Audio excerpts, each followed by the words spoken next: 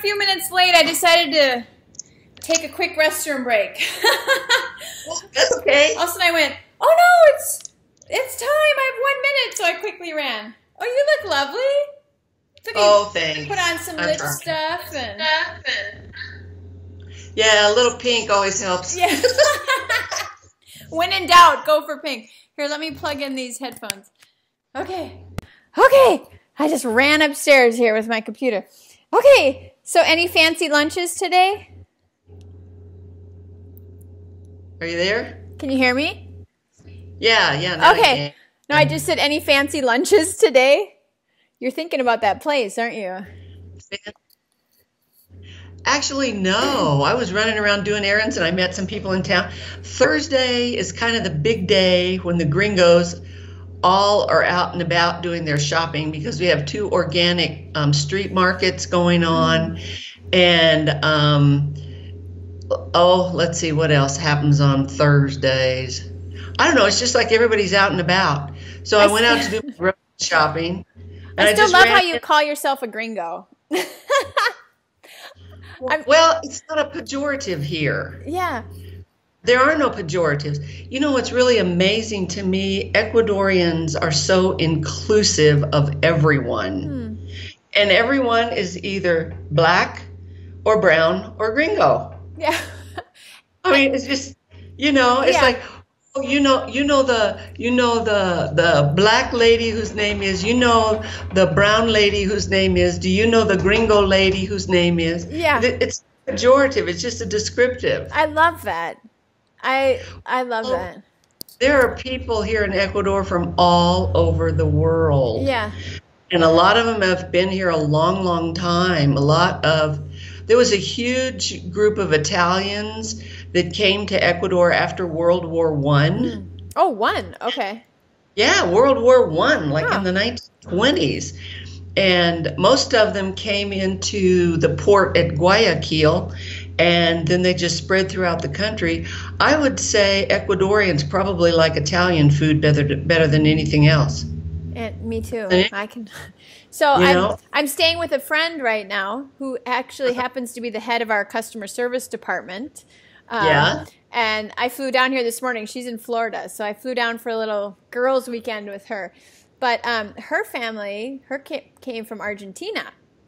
Oh. And so as a kid, she would go down there. And so she has strong Argentinian ties. And so she and I were just talking about that. And so I think I have no Central South American ties whatsoever, sadly. Well, I do now. Yeah. You made your own. That's the way to do it. Yeah. Well, you have adventures or you don't, and I'm a person who, it's hard for me to sit around thinking that because I'm retired, I'm just going to sit around. I'm not a rocking chair. I mean, I love rocking chairs at night when I'm watching a movie and knitting or something, but there are a lot of gringos here who just don't do anything. They sit in cafes all day and drink coffee and gossip, and it's like, geez, folks, get off your butt, have a life. I like you. I want to come down and visit you now. I got to come down to Ecuador. Yeah. You're welcome anytime. That would be fun. That would be a lot of fun. I think I want to go to that restaurant. I was telling my husband, $3.50 for that meal. So anyways. So I suppose I should get to the matter at hand, right? And hear about the metabolic factor. That's right. I'm a tangent queen, so I have to keep focused. So if you could do me a favor, and I like to start every interview so I'll give you my spiel. I'll give you my interview spiel. Okay. So first of all, are you okay that I'm recording this for your testimonial purposes? Okay. Yes. And then I will, when you're talking, I'll probably mute myself a lot, which makes for like awkwardly quiet, one-sided conversations. But since this is about you and not about me, we don't want me in the background. So it sometimes feels awkward, I think, because where I would go, right, okay. And sometimes I'll let you talk longer than usual because I just want to hear where you go with things. There's no right, no wrong. I'm not looking for something specific, so don't feel like you have to, say one certain thing. I just want to know your honest opinion. Okay. And so I'll ask you questions about sort of before, during, and after, if that makes sense. But what I like to start out with is if you can just say your name, where you live. And so you say, hi, my name is Joe. You can just use first name. My name is Joe. I live in Ecuador or wherever. And then say, this program is, and then share your honest thoughts, whatever you think. So just state your name. Program is the metabolic factor. Is that what you? Wait, no. You say you can say the metabolic factor is, and then say whatever like. Some people say it was life changing. Then they start to just say why, or some people say it is not a diet, it's a lifestyle, or whatever comes to mind. Yeah. Okay. Sort of a descriptor about it. Or how it influenced you, or whatever you think. So, just your name, your location, and then describe the factor. Okay. Whenever you're ready. My name is Joe. I'm currently living in Cotacachi, Ecuador. I'm an American. And the metabolic factor for me was a very different turning point in my life. I have been overweight most of my life. If there's a diet out there, I was on it. I am sad to say I was a 7-time dropout of Weight Watchers, and I've done just about every kind of diet there was. I heard about Dr. Johnny Bowden and the metabolic factor about, I think, 3 years ago, a little over 3 years ago now. And I thought it sounded very sensible, first of all. Secondly, I was really impressed with Dr. Bowden. He seemed to be really honest, straightforward, pulls no punches. I didn't feel that he was real salesy. He just seemed to be a real honest, forthright guy. I also like the fact that he's probably a similar age to me. I'm 69, and once a woman passes menopause, body chemistry goes haywire, totally whacked out, and trying to lose weight or anything else becomes 10 times harder than it ever was before.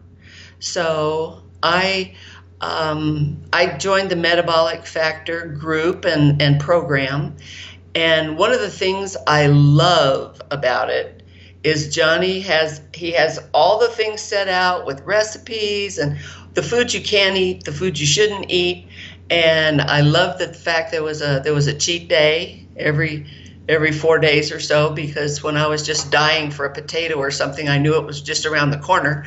But I think the thing I liked most was he said, you don't have to follow the recipes. He said, these are the foods you can, I think he called it, you can roll your own, do it however you like. And I thought, oh my gosh, that's freedom. I was so tired of diet programs where you had to follow Monday through Friday, breakfast snack, lunch snack, dinner snack. I don't like to eat 5 times a day. I'm sorry, I'm too busy doing other things. And this was a program that gave me freedom. So I think that's what I really liked, and I love all the food choices. I've loved the food choices a lot.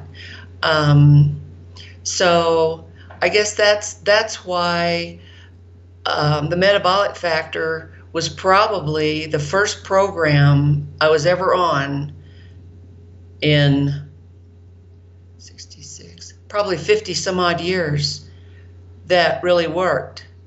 And I was on my first diet when I was 8 years old. I grew very tall very quickly. I was also very chunky, and the kids at school were bullying me a lot. And my mom's friend told her, well, if Joe could lose weight, maybe the kids wouldn't bully her so much. And my mom didn't know anything about what to do with a chubby kid, My brothers and sisters were all normal weight. I was way taller than anybody else my age. And, you know, I look back now at those childhood photos, and I had what they now call a wheat belly. I didn't find out until I was 56 years old that I was gluten intolerant. And I probably was even as a child. And so my mom didn't know anything about diets. You know, it was like, okay, when I take my lunch to school, instead of a sandwich, you're getting a half a sandwich. Instead, you're not getting cookies like the other kids. You can't have chips like the other kids. You're going to have a half a sandwich and an apple. And I felt, it's so hard to describe how I felt, like I was being punished, you know? And so, thank goodness that school year ended, and then we moved, and I was in a new school, and it wasn't quite so bad. But I then started seriously dieting when I was probably 14 or 15 years old. Yeah, when I started high school. And so it was a struggle my whole life. And so what were your beliefs around, so it sounds like you have this ingrained belief that you were taught from very young, and versus it seems so different from what you believe now about dieting, if you will. And so can you sort of share with me, like, what were your beliefs about how to lose weight before, and what are your beliefs about how to lose weight now? Before any diet that came along that promised I would lose pounds, I jumped on it with both feet. And all through high school, I doubt if kids learn that today. I mean, I was a teacher for 20 years, and we certainly didn't teach a whole lot of it. But kids in school don't learn much about nutrition at all. They learn sometimes the government food pyramid, which is like totally lopsided, wrong, and bad. Because did you know the government food pyramid was developed by big agricultural companies, especially those who produce grains and cereals? I'm not surprised. Yeah. Sad, but true. Money goes a long way. Yeah. So by the time I got to college, and I tell people I whizzed through a 5-year program in 7.5 years because I changed my major 3 times. But when I changed my major to health and physical education is when I first started having classes in real honest nutrition and how it affects the performance of the body. And I became hooked, and I started studying everything I could for 2 reasons. Number one, I was still too chunky. I got down to where I was probably, when I was an athlete, I was probably still a good 15 pounds overweight, sometimes 20. And so I was studying everything I could get my hands on to figure out why my body is different. And then in my upper division kinesiology class, I became the class experiment. We had to do a research project. You told me about that, yes. Yep, I was the research project. We had to design it was learning how to do research. So we had to design a research project, and everybody said, well, and I knew all these kids. I'd been, in classes with them for a couple, 3 years. And they always said, you know what? Nobody can figure out why Joe is overweight. Let's use Joe as our test subject. I had kids from that class following me around all day long, making notes and taking records about my activity level, what I did, how many minutes it was, when I had to walk up the hill from lower campus to upper campus, how long it took me. They measured my stride so they could count my steps to determine how many calories I was burning. And my roommate was one of my classmates. She and I had meals together, and she would sit there with her notebook just writing down, Joe ate approximately 1/2 cup of this, approximately 4 ounces of that.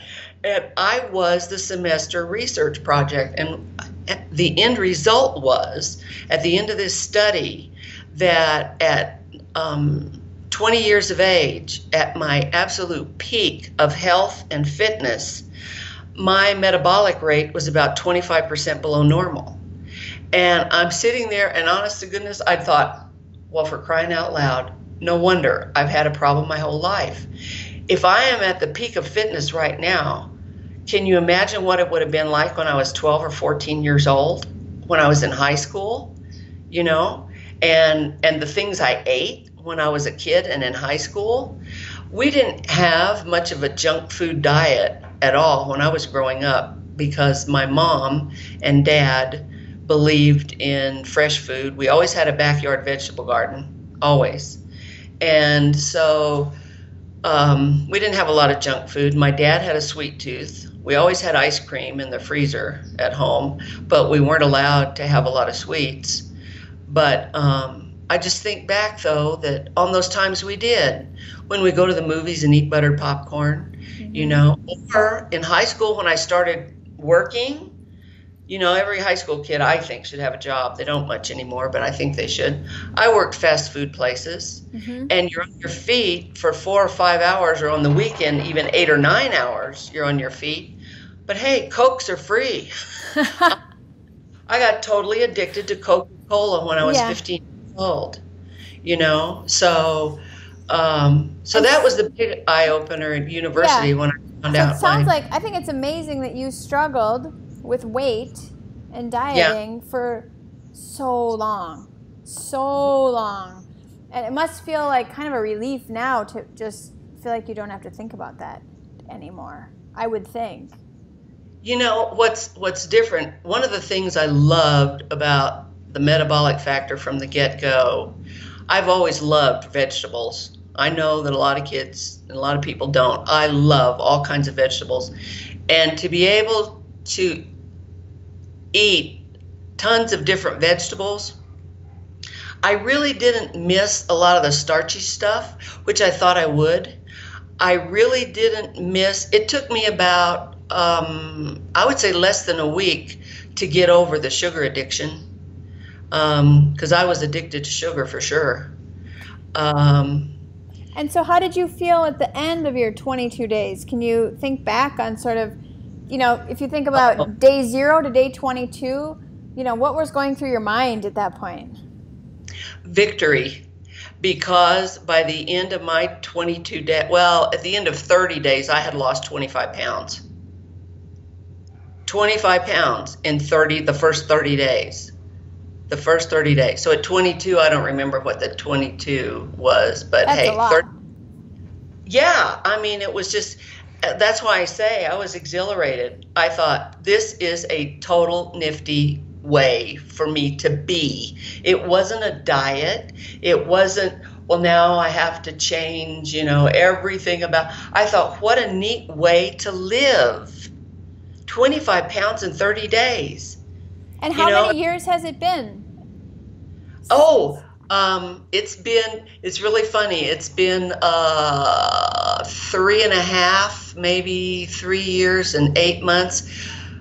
But what continued to happen was I lost that 25 pounds that was 30 days. That was about 3 months before I left the U.S. to move to Ecuador. And I didn't know what to expect in Ecuador, except that I had been corresponding with a lot of people online that already were here. There's all kinds of really neat forums for expats who live in other countries around the world. And so you can just ask all kinds of questions. And when they started telling me, oh my gosh, you're going to love the fruits and vegetables, it's all organic. And I have always wanted to eat totally organic. But for most of my working life, it was too darned expensive. Organic food in the United States is horrendously expensive. Yes, I know. I try and feed my family of 5 on it. It's crazy. It's insane. Yes. So when I got here, I knew that I was going to be set for fruits and veggies. I knew that. Yeah. But then when I found out that all the meat products are also organically raised, and just super, super cheap and inexpensive. And guess what? Unless you're in a big city, there are no drive-thrus. Actually, I haven't even seen a drive-thru in the capital city of Quito. They don't do drive-thrus here. There are no drive-thrus. You're making me jealous again. Very few fast food places. In some of the bigger cities, you'll see McDonald's and Burger King and Pizza Hut, but that's about it. But you've got to drive and find a parking space and all that. So there's very little processed food. And that's what's interesting is it's sort of like they are living what Dr. Johnny proposes that we do. Yes. You know, and it's so interesting to feel like, is the metabolic factor just sort of more of a natural, more of a, I don't know if natural is the right word, but the way we should be living, you know, is it? It's the way God created food for people. It's the way God created us. You know, nothing's been modified, GMO'd, additives here and more chemicals there. It's just plain food the way God created it. One of the interesting things here about corn, it's never been GMO'd or hybridized for high sugar content. The corn here, like corn on the cob, has a completely different taste. I have been told that it's got the original higher protein content that corn is supposed to have. But corn grown in the United States has been hybridized and then genetically modified so much for high sugar content so that they can make high fructose corn syrup to put in everything in every packaging can on the grocery store shelf. Here it still has protein in it. It's a protein. It's a grain with protein. And it's so I love that you found this experience there. And you were ready for it. It was the right time of your life too. It was exactly the right time. And I've been here now just barely over 3 years. I've lost a total of 90 pounds. And I have I need to lose maybe about 25 pounds more of fat and put on probably about 10 or 15 of muscle. And then I will probably have the best body composition of my entire life. So how much of that can we attribute, you know, we want to be honest in our marketing, you know, how much of it can we attribute to the metabolic factor? You know, because I know, like, it's been all those years since. Percentage-wise? Or just, like, in general, like, what do you credit the metabolic factor for in your success now, I guess? Pounds-wise as well as how you feel. Teaching me how to eat good, real food and not rely on whatever I can grab off a shelf when I'm really in a hurry at the grocery store. And how many of us have done that for years. For years. I think one of my biggest benefits now is living in a place where there's very little stress. There's just very little stress here in life. People don't stress out of anything. Nothing is, the whole culture is just muy tranquilo. It's very tranquil and peace-loving. And there is nowhere near the stress there is in the U.S. And you know what? When we're under so much stress, we grab what's ever handy. And unfortunately, the giant food corporations and big agra and big pharma and all those have deliberately messed up the food supply so that in order to eat really clean, green, and healthy in the United States, you really have to think about it a lot. You have to plan it. I mean, it's not automatic. It isn't automatic.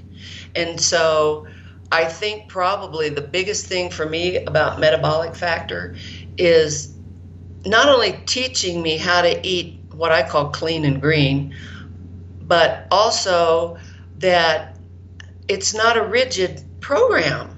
You're not told that Monday morning for breakfast you have to eat this and only this. You know, Tuesday night dinner is going to be this menu.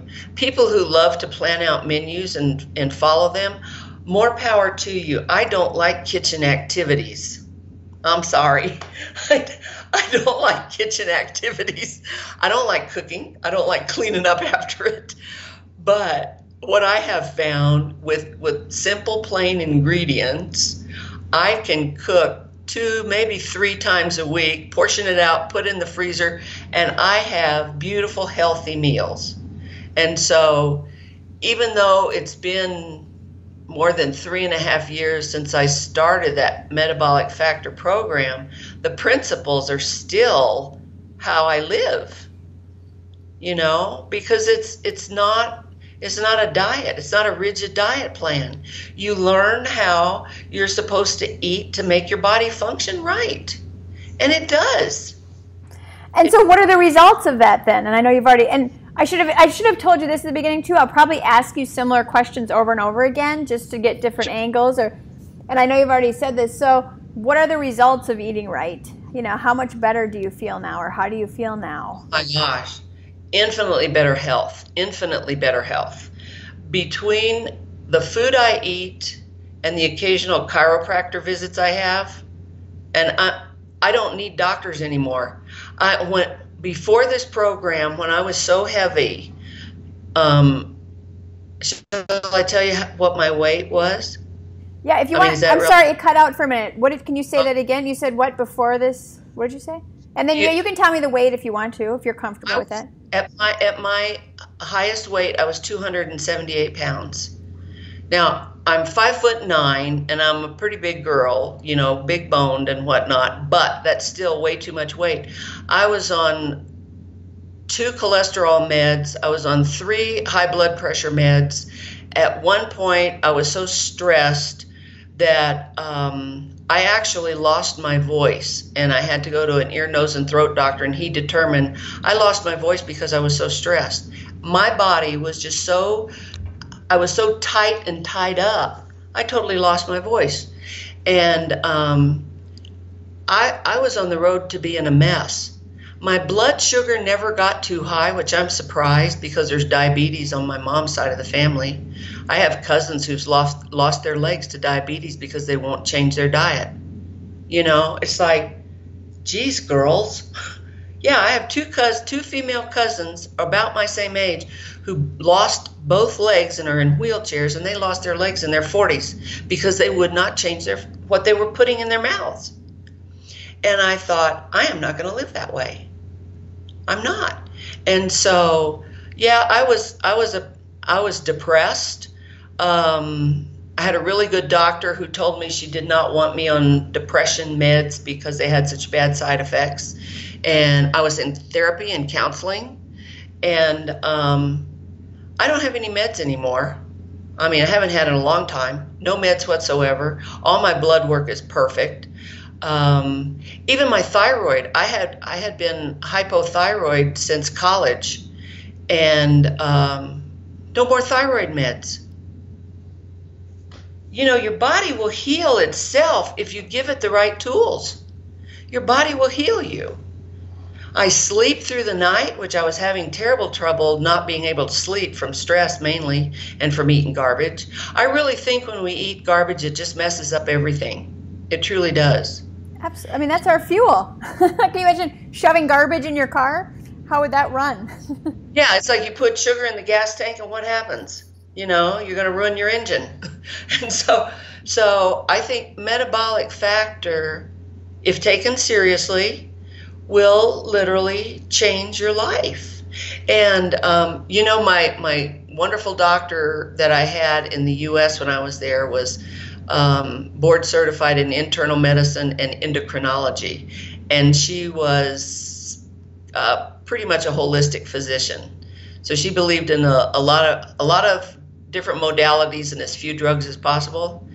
And so she's the one actually that got me into therapy and counseling. And it was working with the therapist and oh gosh, I don't know the name of the therapy. When you lose your voice, doctors refer you to like a speech therapist. Oh, sure. So okay. Working with a speech therapist and the family of psychotherapists. Yeah. Well, I mean, really. Yeah. That's when you're as messed up, with so much stress as I was, and with all the physical problems on top of it, making you even more depressed, then, that, and then the metabolic factor, turned my life around. Turned my life 180 degrees. 180 degrees. And my doctor told me before I left the U.S., she said, Jo, and let's see, I was 66 when I left the U.S. She said to me, I wish my 45-year-old patients were as healthy as you are. That's a pretty good testament. Yeah. How old are you now? 69 and a half. I'm in the middle of I was thinking lower 60s. Well, thank you. And I'm not trying to like make up flattery for you now. You know, when you said when you left the States you were 66, I thought, wait a second, like you're already past that age? Wow. Yeah, halfway through 69. You look very young. You look very young. Bless your heart. You're very young. You know what? I look old compared to Ecuadorians my age. People who have grown up in this culture and this climate and this clean food, they don't even start to get wrinkles until they're in their late 70s or 80ish. Now that's amazing. I have seen the most incredibly gorgeous skin on women in their 60s and early 70s, and you would think they were maybe 45. Wow. No, I mean, they don't even have all... I'm 44. Is it too late for me to move there? Stop the aging process. No, and you know what? Ecuador's on the equator, and I'm living at 8,000 feet. The sun is very strong here. Yeah. It's very strong here. But these women and the men, they don't... I met a gentleman this last week who had the face, the body, the stature, the demeanor, the I don't know what you want to call it, the presence of somebody who was probably in his mid-20s, and he was already halfway gray. His hair was halfway gray, and I asked a friend of mine after we parted company, I said, how old was he? She goes, I think he's 48 or 50. And I'm thinking, holy cow. Wow. It's just like the posture is straight. There's no slumping, and the people here are, you know. Oh, you cut out. Jo, can you hear me? Jo. Oh, they're incredibly healthy. Okay. See me? No, you froze and cut out. Okay, there. Okay, I think you're back. Can you hear me? Yeah. Okay. I can hear you fine. Okay, good, because you were frozen there for a while, and I thought, should I hang up and call you back? So I have one more question for you. So I'm really intrigued about this whole idea that you tried so many different things. Oh my gosh. And that nothing was sort of working. You know, I'm intrigued to know, and you know, without using other companies' brand names, you know. Yeah. I'm intrigued to know sort of like. Okay. No, you know, and I don't want to put anyone else down. This isn't about that, but I'm really interested in what was different about this. Why was it that, you know, you've tried all these things and then you found something that worked? That intrigues me. Yeah, I can tell you exactly why. 2 reasons. A lot of the diet programs I worked were so highly restrictive that after about 3 or 4 days, you just throw up your hands and go, I am not eating another piece of whatever it was ever again. Or they had like rigid daily diets. And I'm sorry, I'm kind of a free spirit. I don't want people telling me on this day, at this time, at this meal, you have to eat this. What if I don't feel like eating chicken on that day? You know, what if I'd rather have fish? I don't want to go by those programs. And there are a lot of programs out there that have specific diets that want you to eat exactly those things on those days. And they sell it to you by saying, this is the only way you're going to lose weight if you stick to this the exact way. Well, you know what? Johnny Bowden has blown that out of the water because it's not true. It is not true. You can roll your own. You know, all you need are guidelines, and you don't need rigid rules and laws. You just need general guidelines. You eat this, you don't eat this. 1 day a week, you can have fun by by eating some of these, well, every fourth day, you can have, whatever. You can even have a dessert on your fourth day. It's like, that frightened me a lot because I knew I had a terrible sugar addiction for so many years. That scared me. I could not eat dessert for probably weeks. I couldn't do it. I could eat pasta. I could eat, a loaded baked potato. I just couldn't. I was like an addict. I was so afraid if I ate one little dessert, it was going to blow the whole thing. And I think that's because that was the history of so many other diets. That if you've been deprived of something for a long time and then you eat it, it's like somebody automatically unlocked the jail cell and you're out. And then it's hard getting back in again. So you get, once somebody's escaped from jail, they don't want to go back. So. Your lines crack me up. When you said, well, Dr. Johnny Bowden, he blew that out of the water. That's going to be one of those lines that I will remember, like. Use it because it's true. Well, and so I do our testimonial interviews, and we have a new product, Metabolic Renewal, and it's for, women and dealing with their hormones and different things. It's an exercise program. And so I was interviewing women, their thoughts about that. And this is the line that sticks out. One woman said, and we ended up using the line, and she said, Dr. Jade is a god to be worshipped by all menopausal women. And she was doing this. And that Dr. Jade Tita, right? Yeah. Because he is a god to be worshipped by all menopausal women. And I just started laughing. It was such a good line. So yeah. Those two are a precious pair, Dr. Jade and Dr. Johnny. Yes, they've got it nailed in, dialed in. They're so smart, and they could not be nicer and smarter. They're both. So I don't know if you're a member of the Metabolic Mastery Club, but I run the Metabolic Mastery Club, and I said I think a lot of our women are struggling with menopause. I'd like to do some expert interview or something on menopause. This is before we even had this product. This is a couple years ago. And one of the founders said, well, why don't you have Johnny interview Jade? And I thought, well, these are two guys. Like, I'm talking about a woman and menopause. And they said, yeah, those two know more about women and menopause than anyone else you're going to find. So we did it, and it was a success, but it was not who I was expecting to know so much about women and menopause. Sometimes that's the best thing, to have what you're not expecting, because that can be like a bucket of cold water in your face. Well, I don't want a bucket of cold water in my face. No, I mean, it's like a giant wake up. Yeah, a wake up. That's right. It's a giant wake up when it's something you're not expecting. That's right. Well, and Jade, he has a great love for his mom, and so that's what happened with him. He saw her going through this, and he wanted to help her, so he started really looking into it. So that's the boy's love for his mom. He made it happen. So you are a delight.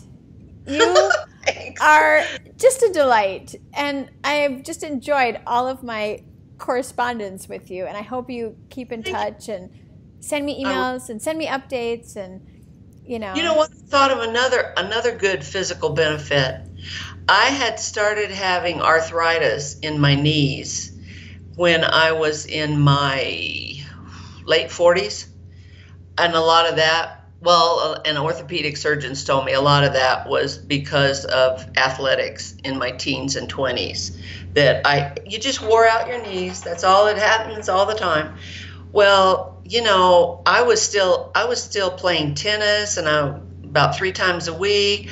I was doing race walking, and I couldn't do those things anymore because I was getting heavier. And once this weight started falling off of me, it's the pain diminished and diminished and diminished. And I was on arthritis pain pills, and I can't remember the names of them, but they were heavy duty pain pills.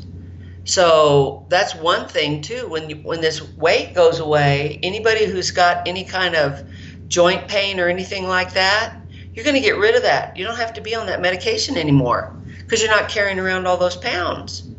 So I figure I'm good to go for another 30 or 40 years. I am so happy for you to have found this. Oh, I am too. I mean, I'm happy for you to have found this, and then the timing was right for you to move to Ecuador. I mean, you're at your prime. You know, you are at such a beautiful place in your life. And my plan is to live to be at least 100.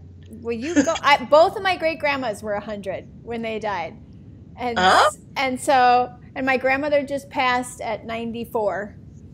So my mom was 54, so she threw it off a little balance. But what research tells us now, baby boomers, which I'm a proud baby boomer, baby boomers are the first generation in history that's been recorded that now, because of what science knows about the body and how it should function, the first generation to be able to live past 100 if they choose to do so.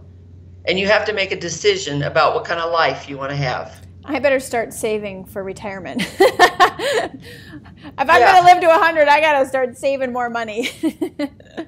That's for sure. Think about that. Yeah. We now have the technology to know down to the genetic level what we have to do with our bodies in order to live long and healthy. Yeah. And we could do that. And you're a generation, or you're 40. 44. How much? You're a generation behind me. My gosh, your contemporaries, if they choose to live the correct way, it's all a decision. Yeah. Anybody can do it. It's not fate. It's not luck. It's a decision. Could live to be 120, 125 years old in health, in good health. That seems like biblical. That just doesn't feel real. You know, I happen to believe the Bible. Some people don't. Well, I do too. Yeah. I'm married to a Luke, whose brother Peter, Daniel, Sarah, Rachel, and Anne, his family. Yep. I'm with you. Yeah. So I happen to believe the Bible, and people lived for, 200 years. Yeah. But that's because they didn't have a polluted environment. They weren't eating cornflakes, I don't think there's cornflakes in the Bible. That's true.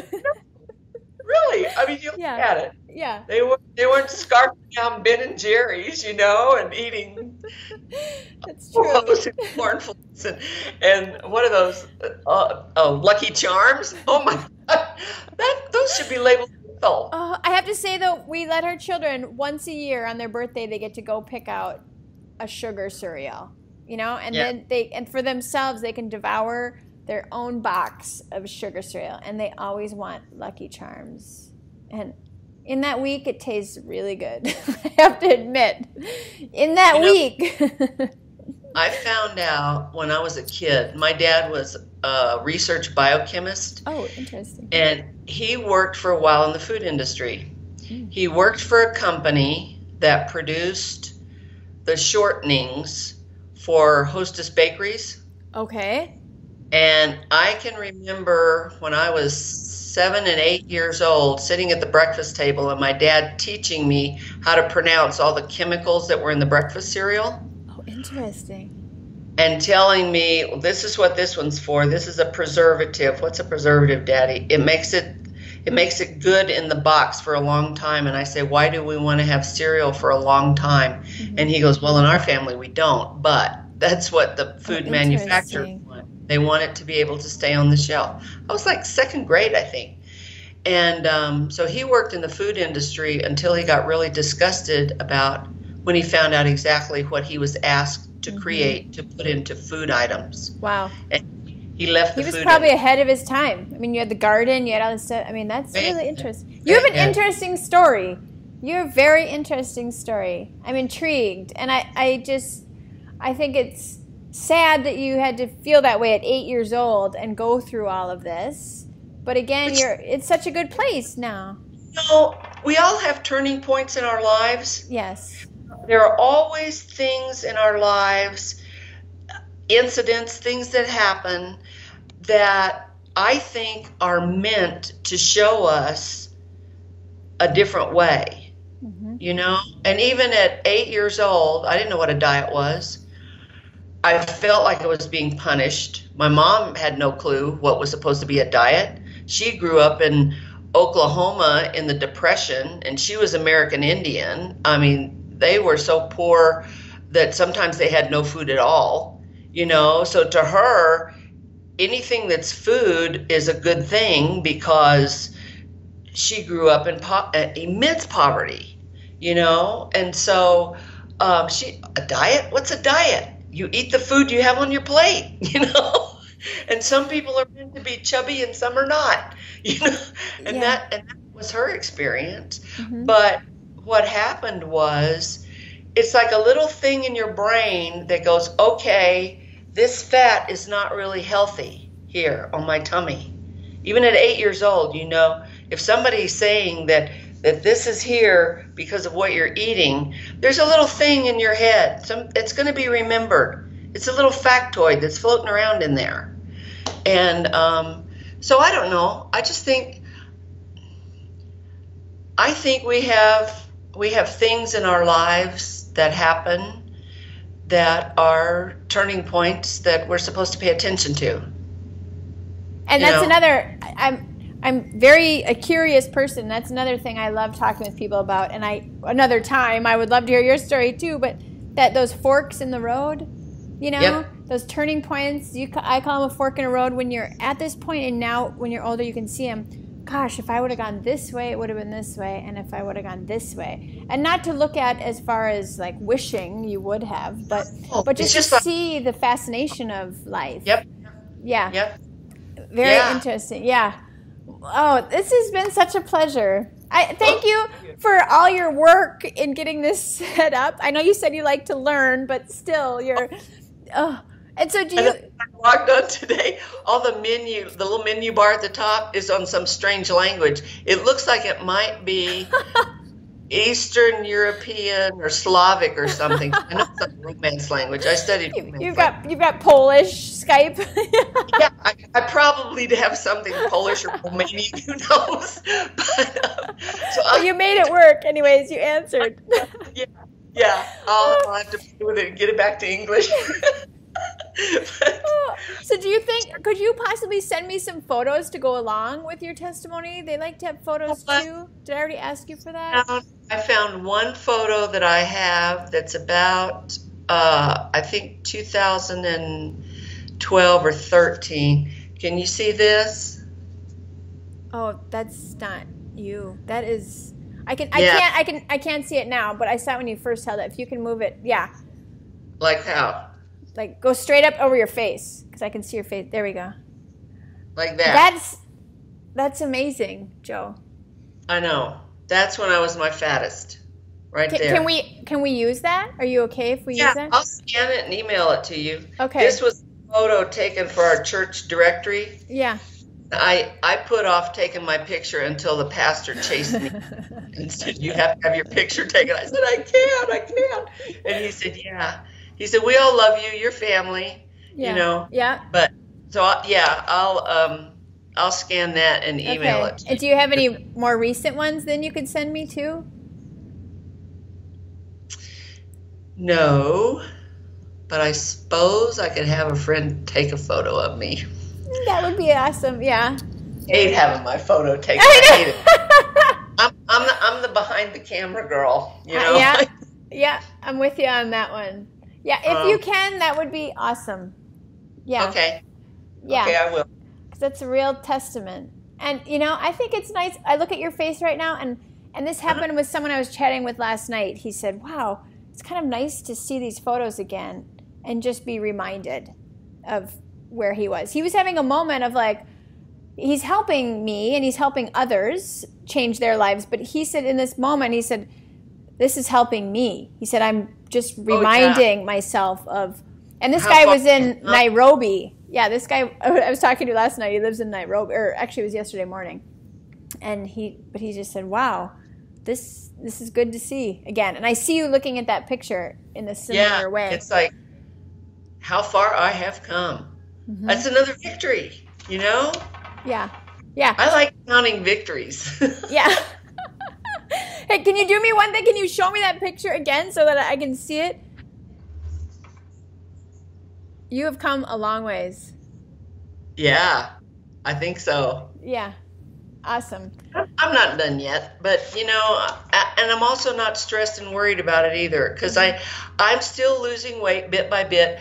I had a real lightweight electronic scale I brought with me because you don't want heavy stuff in your luggage, and it finally croaked on me, so I have to get another scale. But the last time I weighed, I was down 90 pounds total from this heavy weight. I think I probably lost a few pounds since then. It's coming off real slow now, but I'm not worried about it. You don't look like you need to be. Yeah. It's coming off. It's coming off, and you're happy, and you feel good, and you're not on medication, and you're not in pain, and amen, you'll take it. Yep. Well, thank you, Jo. Thank you so much. Yeah, you have a wonderful evening. Oh, email that and just stay in touch. Yep, I will. All right, blessings. Thank you. Bye. Bye.